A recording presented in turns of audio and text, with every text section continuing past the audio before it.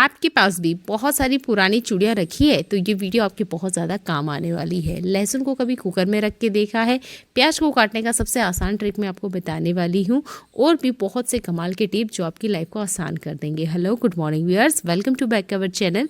पहला useful tip मेरा लहसुन से जुड़ा हुआ है। इस लहसुन को छिलना कोई भी पसंद नहीं करता है क्योंकि जब भी हम इसे छिलने जाते हैं ये हमारे नाखून में काफ़ी ज़्यादा दर्द देता है। तो देखिए, आज मैं आपको लहसुन छिलने का सबसे आसान ट्रिक बता रही हूँ। तो आप कोई सा भी स्टील का बर्तन ले लीजिए जिसमें आपको लहसुन रखना है। अगर आप चाहते हैं या किलो भर लहसुन छिलना तो भी यही ट्रिक काम करेगी। मुझे ज़्यादा नहीं छिलना है, लगभग 100 ग्राम के आसपास ही लहसुन छिलना है। तो मैंने इतनी लहसुन यहाँ पर कप में ले ली है। शायद ये थोड़ी कम भी हो सकती है, पर जितनी मुझे भी छिलना है उतना मैंने कप में ले लिया है। स्टील का बर्तन लीजिएगा कोई से अभी। फिर कुकर में आपने पानी डालना है। तो लगभग आधे लोटे इतना मैंने पानी डाला है।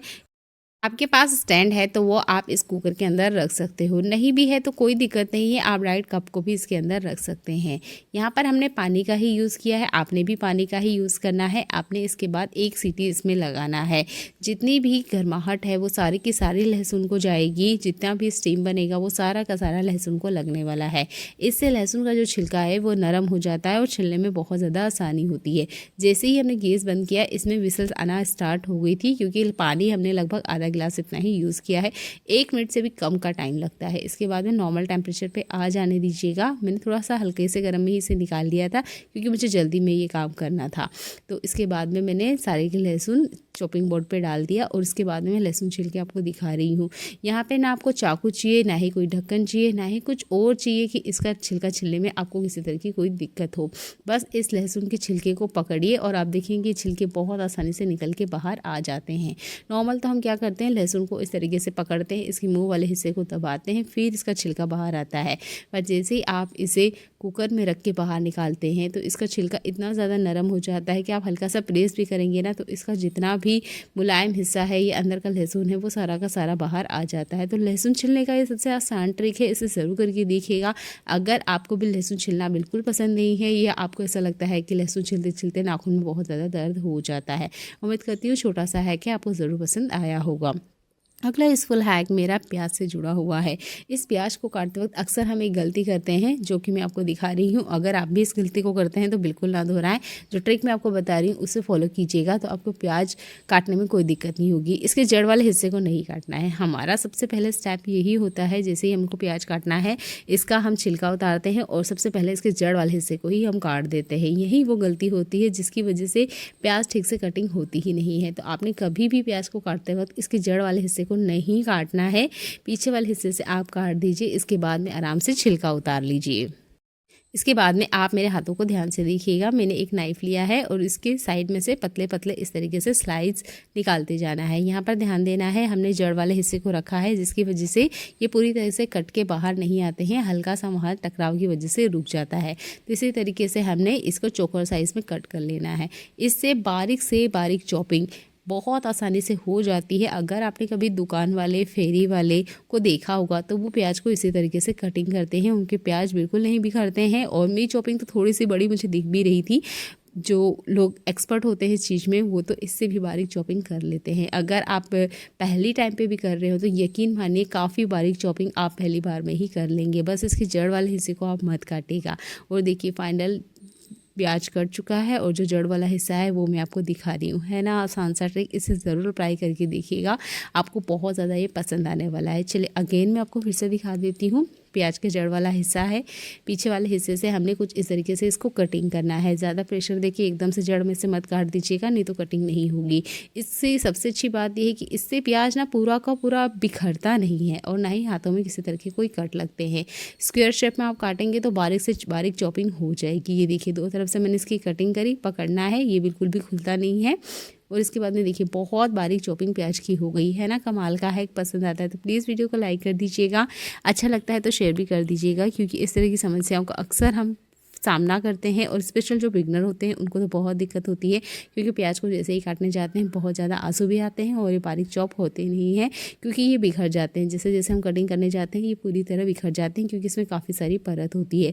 पर इस जड़ वाले हिस्से को आप नहीं काटेंगे और इस तरीके से चॉपिंग करेंगे तो बारीक चॉपिंग भी होगी, आँख में आंसू भी कम आएंगे और पहली बार में ही आप परफेक्ट प्याज की चॉपिंग कर पाएंगे। अगला इस हैक मेरे घर में पड़ी हुई बेकार चूड़ियों से जुड़ा हुआ है। मेरे पास बेफिज़ी काफ़ी सारी चूड़ियाँ हैं जो कि बेकार है, जिसका मैं कोई यूज़ नहीं करती हूँ। कारण है कि जब हम चूड़ियों को कंटिन्यू यूज़ करते हैं तो उसके नग गिर जाते हैं। तो यहाँ पर भी मेरे पास कुछ इस तरह की चूड़ियाँ हैं। आपने लेनी है लेस, जिस भी कलर की आपके पास लेस है उसका आप यूज़ कर लीजिएगा। साड़ी वगैरह में से जो लेस निकलती है उसका भी आप यूज़ कर सकते हैं। ये लोकल मार्केट से मैंने ली थी, मात्र 10 रुपये में मुझे पड़ी। काफ़ी बड़ी, मतलब लगभग 5 मीटर के आसपास आ गई थी। तो मैंने इसी का ही यूज़ किया है। और इस तरीके से आपने इसको अच्छे से कवर करते हुए इस चूड़ी के ऊपर लपेट लेना है। चाहे तो आप यहाँ पे फेविक्विक का यूज़ कर सकते हैं। वैसे मुझे इस चीज़ को करने की आदत है, तो ना मैं फेविकॉल यूज़ करती हूँ, ना ही मैं फेविक्विक यूज़ करती हूँ। और इसको अच्छे से इस तरीके से कर लेती हूँ। ये एक ट्रिक है, अगर आप चाहते हैं तो कमेंट कीजिएगा, मैं नेक्स्ट वीडियो ज़रूर बना दूँगी इस चीज़ के ऊपर। अब मैंने यहाँ पर फेविकॉल आपको दिखाया, आप चाहे तो इसे स्टिक कर सकते हैं। अच्छे से इस तरीके से ये चिपक जाएगी। चूड़ियाँ अच्छे से कवर हो गई है, पता नहीं चलता है कि अंदर हमने चूड़ियों का यूज़ किया है। ऐसा लगता है जैसे रिंग का ही हमने यूज़ किया है। देखने में है ना खूबसूरत। तो चलिए एक चूड़ी का मैं यूज़ करके आपको दिखा रही हूँ। तो मेरे पास और छोटे छोटे लेस के टुकड़े हैं। इस तरीके से हमने एक छोटा लेस का टुकड़ा लेना है और इसे हैंग करने के लिए ना हम यहाँ पर एक नोट लगा देंगे, ताकि हम किसी कील वगैरह पे ना आराम से इसको हैंग कर पाएँ, ताकि ये देखने में भी अच्छे लगें। यहाँ पे लेस का इसलिए यूज़ किया है ताकि ये काफ़ी अच्छी दिखे। तो इस तरह के किचन टॉवल आपके पास ज़रूर होंगे, जिसका आप हाथ साफ़ करने के लिए यूज़ करते होंगे। इस टॉवल का एक तरफ से मैं छोटी छोटी प्लेट बना रही हूँ। आपने भी इस तरीके से प्लेट बना लेनी है। इसके बाद में जो चूड़ी है या जो भी रिंग आपके पास है उसके अंदर कुछ इस तरीके से आपने डाल देना है। यहाँ पर और भी मेरे पास लेस के टुकड़े हैं, इसको मैं इसके ऊपर लगाऊंगी और आपको दिखा रही हूँ किस तरीके से हमने एक फीता बनाना है, जो कि हम ज़्यादातर बच्चों के बालों में या लड़कियों के बाल में बनाते हैं, जिसे फूल भी बोलते हैं, फीता भी बोलते हैं। इसे यहाँ पर टाई करके हमने लगा देना है, ताकि देखने में काफ़ी खूबसूरत लगे। अगर आपके घर में गेस्ट वगैरह आ रहे हैं ना, तब तो ये ट्रिक आपकी बहुत ज़्यादा काम आएगी। मेरे यहाँ अगले 3 दिन बाद में काफ़ी सारे गेस्ट आने वाले हैं, तो जो भी किचन टॉवल या जो बाथरूम में यूज़ होने वाले टॉवल हैं उनको मैंने इस तरीके से चूड़ी पे या इस तरह की रिंग पर हैंग करके रखा है। आपके पास चौकोर रिंग है या फिर इस तरीके से चूड़ी है, सब पे ये ट्रिक काम करती है। बस अच्छे से इसको ना लेस से कवर कर लीजिएगा ताकि देखने में अच्छे लगे। तो देखिए यहाँ पर मैंने मोटे टॉवल को इस तरीके से इस पर हैंग किया है और इस चूड़ी के ऊपर मैंने पतले वाले टॉवल को हैंग किया है।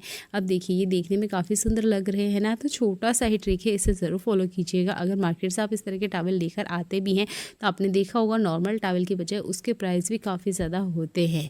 तो उम्मीद करती हूँ ये छोटा सा हैक भी आपको पसंद आया होगा और इस तरीके से आप अपने घर को अच्छे से ऑर्गेनाइज कर सकते हैं। जब भी आपको किचन में हाथों को क्लीन करना हो और फिर वाइप करना हो तो इस तरीके से आप इन टॉवल का यूज़ ले सकते हैं। चलिए देख लेते हैं आज का एक और कमाल का टिप। तो गर्मियों के सीज़न में क्या होता है कि हम आटे को अगर थोड़ी देर भी बाहर रखें तो ये आटा ना सूखी परत पकड़ लेता है, या रोटी अभी बन गई है इसके बाद थोड़ा सा आटा हमने उठाना है। तो आज थोड़ा सा ज़्यादा ही आटा लग गया था। मैंने इस कटोरी को निकाला था कि मैं इसके अंदर आटा रखूँगी, पर नहीं रख पा रही हूँ क्योंकि आटे की क्वान्टिटी ज़्यादा है। या किसी भी कंटेनर में आप रखते हैं, अगर वो फ़िलहाल में भी खाली नहीं है तो आप ये तेल के जो पाउच है ना इसका यूज़ कर सकते हैं। तो यहाँ पर जो आटा है वो मैं आपको दिखा रही हूँ, आधा आटा बच गया है। और अगर इसी तरीके से मैं खुला रखूँगी, फ्रिज में भी खुला रखती हूँ तो परत काली हो जाएगी, ऊपर से इतना हार्ड हो जाता है कि दूसरे टाइम इसका यूज़ करने का बिल्कुल मन नहीं करता है। और इसके पे हमें ऑयल या घी की एक परत लगानी होती भी है। तो सबसे पहले जितना आटा है वो आप उठा लीजिए, अच्छे से इसको मसिएगा ताकि इसकी ऊपरी जो परत है वो अंदर की तरफ चली जाए। ये भी हल्का सा हार्ड हो गया था, बाहर रखा हुआ था 10 मिनट से, तो इसकी ऊपरी परत ना वो हार्ड हो गई थी। अंदर की तरफ मैंने दबा दी है ताकि वो अच्छे से नरम हो जाए। इसके बाद जो तेल की थैली होती है ना, इसके अंदर पहले से ही थोड़ा सा तेल होता है, तो हमें यहाँ तेल डालने की बिल्कुल ज़रूरत नहीं है। अगर इसके अंदर तेल पूरी तरीके से ख़त्म हो चुका है तो आप 3-4 ड्रॉप इसके अंदर कुकिंग ऑयल डाल दीजिए। उसके बाद में इस आटे को डाल दीजिए, आपको तेल भी ज़्यादा नहीं लगेगा। और इसके बाद सबसे अच्छी बात है, इसके लिए आपको अलग से कोई कंटेनर यूज़ करने की ज़रूरत नहीं है। ये प्लास्टिक बैग काफ़ी ज़्यादा हार्ड होता है, तो इसके अंदर ऑयल की 2-4 बूंद डाल लीजिए। वैसे तो ये पॉली बैग मैंने अभी खाली करा है, तो इसके अंदर पहले से तेल था। अच्छा, आपने ये वाली ट्रिक ना ब्रेड के लिए करते हुए देखा होगा, पर आप ना इस तेल वाले पैकेट के ऊपर भी इस ट्रिक को यूज़ कर सकते हैं। अच्छे से ये फोल्ड हो जाती है, घूम जाती है और उसके बाद में आप ऐसे ही डायरेक्ट फ्रिज के अंदर रख सकते हैं। है ना कमाल का है। देखने के लिए आपका बहुत सारा धन्यवाद।